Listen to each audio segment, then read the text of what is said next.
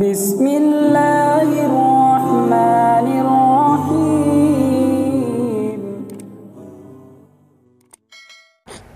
جمعیت علماء ایک مذہبی جماعت ہے۔ ہم ہر مصیبت زدہ کی امداد کرتے رہے ہیں، کر رہے ہیں، کرتے رہیں گے۔ یہ ہمارا کردار ہے میرے بھائی۔ ہم اسی بنیاد پر یہ حق رکھتے ہیں کہ ہم یہ کہیں کہ کیا کر رہے ہو، ملک کو کدھر لے کر جا رہے ہو۔ اقتدار ہمیشہ نہیں رہتا۔ یہ اقتدار جس کا ہمیشہ اقتدار رہتا ہے وہ صرف اللہ کی ذات ہے۔ اگر کمیونسٹوں کا اقتدار روس کے اندر ٹوٹ چکا ہے، اگر دنیا کی بڑی بڑی حکومتیں، روم اور فارس کی حکومتیں مٹ چکی ہیں، ظلم کرنے والا مٹتا رہا ہے اور مٹتا رہے گا۔ مولانا ارشد مدنی، مولانا ارشد مدنی، ظلم نا انصافی مرد آباد، ظلم نا انصافی مرد آباد۔ اگر ملک کے اندر امن و امان کو قائم کیا جائے گا، پیار و محبت کو بڑھایا جائے گا، میں آپ میں سے ایک ایک فرد سے کہتا ہوں، آپ سفر میں ہوں یا حضر میں ہوں، مدرسے میں ہوں یا اپنی تجارت کی جگہ ہوں، ہر آدمی اپنی زندگی کو اس طرح لے کر چلے کہ برادران وطن کے ساتھ چاہے وہ کوئی ہو پیار و محبت کا معاملہ کرے۔ اگر آپ کو یہ پتہ چل جائے کہ یہ انسان مصیبت کا شکار ہے، چاہے اس کا مذہب کچھ ہو، آگے بڑھیے، اس کے ہاتھ کو پکڑیے، اس کے سر پر ہاتھ رکھیے۔ اگر یتیم ہے تو اپنے بچوں کی طرح پرورش کیجیے۔ یہی دنیا میں جینے کا طریقہ ہے۔ اگر آپ یہ نہیں کریں گے، میں مسلمان سے بھی کہتا ہوں اور ہندو سے بھی کہتا ہوں، اگر اس رشتے کو نہیں جوڑو گے، یاد رکھو آنے والے دن کدھر چل رہے ہیں اور نوشتہ دیوار کیا ہے، کیا لکھا ہوا، کبھی اس کا مقابلہ نہیں کر سکو گے۔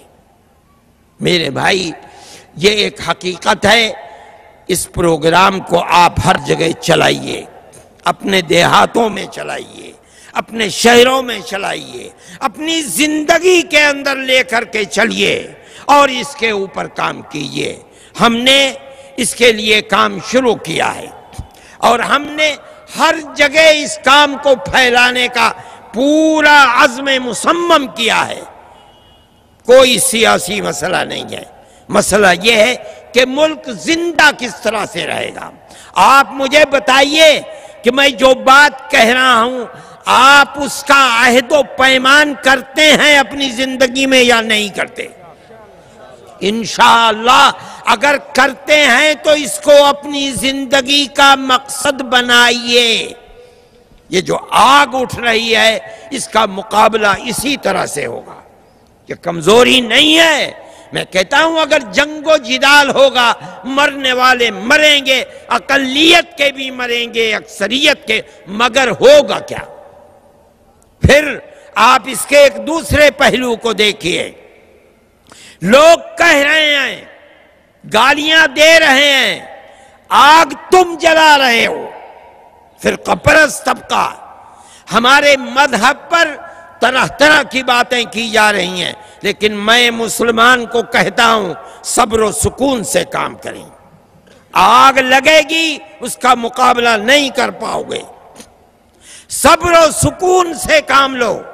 صحیح ہے، رسول اللہ کی زندگی ہمارا ایمان اور عقیدہ ہے کہ وہ خدا کے بعد سب سے بلند تر شخصیت ہے، لیکن آپ یاد رکھیے اگر کوئی انسان رسول اللہ کو رسول اللہ نہیں مانتا،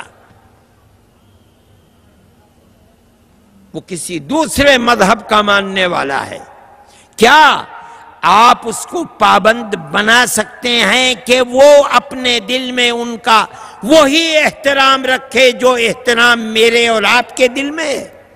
آپ نہیں بنا سکتے۔ رسول اللہ کی زندگی میں آپ کے سامنے ابن سیاد یا ابن سائد حدیث کے اندر ذکر آتا ہے وہ آپ کو جواب دیتا رہا، آپ کی رسالت کا انکار کرتا رہا، رسول اللہ نے کچھ نہیں کیا۔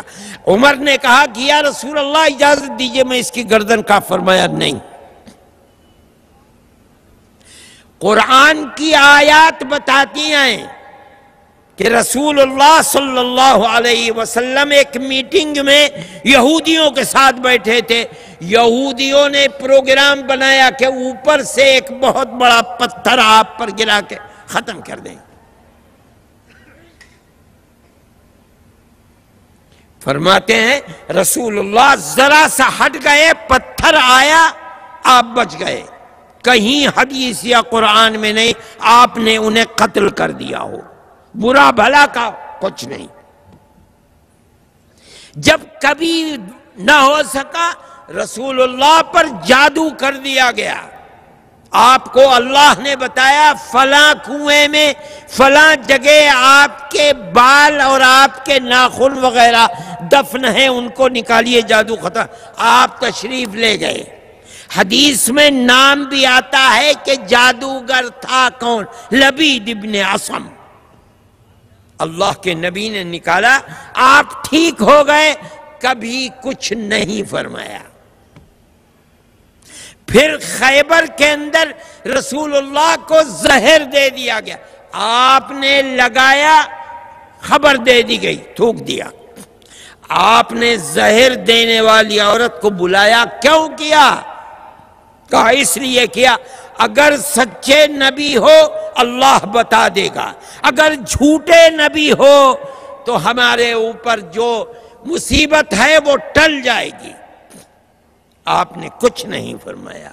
ہاں جب اس زہر کے نتیجے میں ایک صحابی نے کھا لیا ان کا اور وہ مر گئے، تو پھر اللہ کے نبی نے قاتل کو قتل کی سزا قتل دی اور اس کو قتل کیا، ورنہ زہر ملانے اور رسول اللہ کو دینے پر قتل نہیں ہوا۔